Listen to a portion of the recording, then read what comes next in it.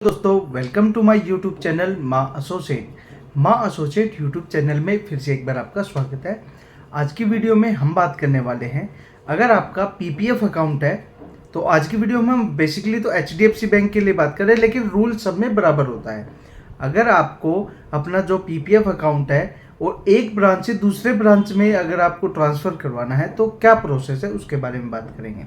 तो दोस्तों साथियों, वीडियो में आगे बढ़ने से पहले चैनल पर पहली बार आए तो चैनल को सब्सक्राइब जरूर करें और बेल आइकन दबाना ना भूलें ताकि आने वाली अपडेटेड वीडियो आपको तुरंत मिलते रहे। हमारे चैनल पर PF, ESI, income tax, banking के रिलेटेड, जीएसटी के रिलेटेड, इन्वेस्टमेंट के रिलेटेड, अगर लोन कैसे ले और कम इंटरेस्ट पे लोन कैसे ले, अगर लोन ले लिया भर नहीं पा रहे हो तो उसके लिए रिकवरी एजेंट से कैसे बात करें, कैसे सेटलमेंट करें, सारा वीडियो में बनाया हुआ है।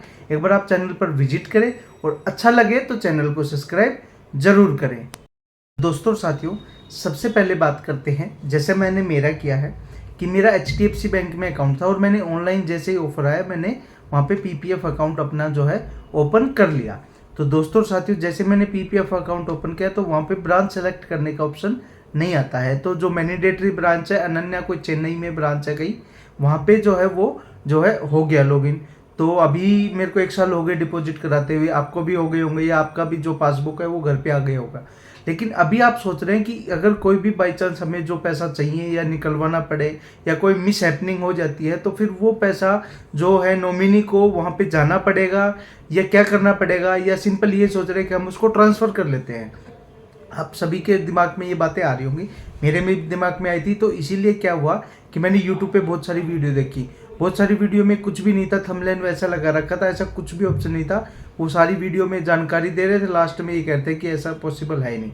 उसके बाद मैंने बैंक में विजिट की, बैंक में विजिट करके मुझे पता चला कि ऑनलाइन कोई भी ऐसा फीचर नहीं होता है कि जो है आप ब्रांच ट्रांसफ़र कर सकते हो पीपीएफ अकाउंट की। एचडीएफसी की कर सकते हो, वो एक अलग चीज़ हो गई, लेकिन आप पीपीएफ अगर अकाउंट है आपका तो उसकी ब्रांच जो है ट्रांसफ़र नहीं कर सकते।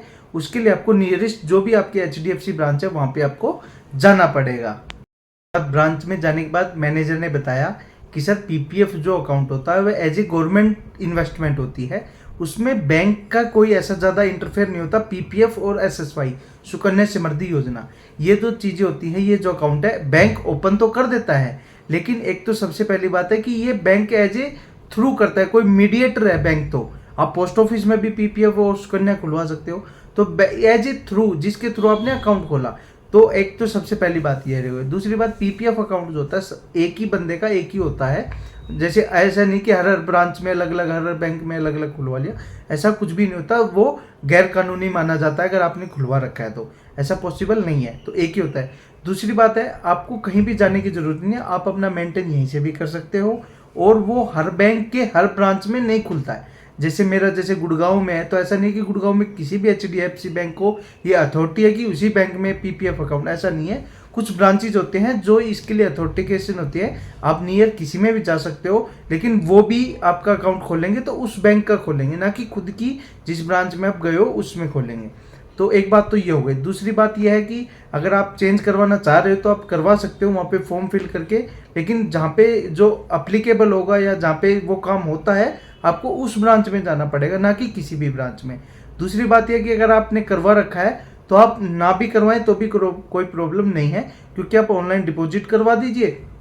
3 या 5 साल के बाद जब आपको निकालना है कोई इमरजेंसी केस में तो ऑनलाइन ही विड्रॉल भी हो जाता है। 15 साल के बाद वो ऑनलाइन विड्रॉल होता है। तो इसमें आपको कोई परेशानी की कोई दिक्कत है नहीं, लेकिन फिर भी आप चाहते हो तो आप एचडीएफसी नियर ब्रांच में जाइए, वहाँ पे पता करिए तो वो आपको बताएंगे। ऐसा नहीं कि उसी ब्रांच में हो जाएगा, वो आपको बताएंगे कि इसकी अथॉरिटी इस ब्रांच में अप्लीकेबल है, तो आप उस ब्रांच में जाइए। वो आपको फॉर्म फिल कर आईडी वगैरह, आपकी पासबुक जो है वो जमा करवानी होगी। उसके बाद जो आपका जो है खाता जो है ट्रांसफ़र कर देंगे। लेकिन वो क्या है, जैसे मेरे सेक्टर 10 में है तो उसी ब्रांच में नहीं है वो सुविधा, वो दूसरे जो है ब्रांच बताई उसमें सुविधा है। लेकिन वो बोले ऐसी कोई प्रॉब्लम है नहीं, आपका एचडीएफसी में कोई इशू नहीं है, एज ए इन्वेस्टमेंट है ये और आपको घबराने की कोई भी आवश्यकता नहीं है। वीडियो बनाने का मकसद ऐसा था कि बहुत लोग घबराए हुए हैं कि हमारा दूसरे में खुल गया, अगर कोई मिस हैपनिंग होती है, कोई घटना होती है तो हम फिर कहाँ जाएंगे, हमारा पैसे का क्या होगा। तो आपको ऐसा कुछ भी नहीं है। फिर भी अगर आपको चेंज करवाना है तो आप करवा सकते हो, सिंपल प्रोसेस है। ऑनलाइन इसका कोई भी प्रोसेस नहीं है, टाइम वेस्ट ना करें, और वीडियो देखें या टाइम ख़राब करने की कोई आवश्यकता नहीं है। आप अपनी पासबुक लेके जाएं और अपनी आईडी वगैरह जिसका भी है उसको जाना पड़ेगा, और तो फिर आप जो है मैनुअली जाके ट्रांसफ़र करवा सकते हो। तो दोस्तों साथियों, यही थी आज की छोटी सी जानकारी। आपको ये जानकारी कैसी लगी हमें कमेंट बॉक्स में ज़रूर बताएं, और चैनल पर पहली बार आए तो चैनल को सब्सक्राइब जरूर करें। जय हिंद, जय भारत, धन्यवाद।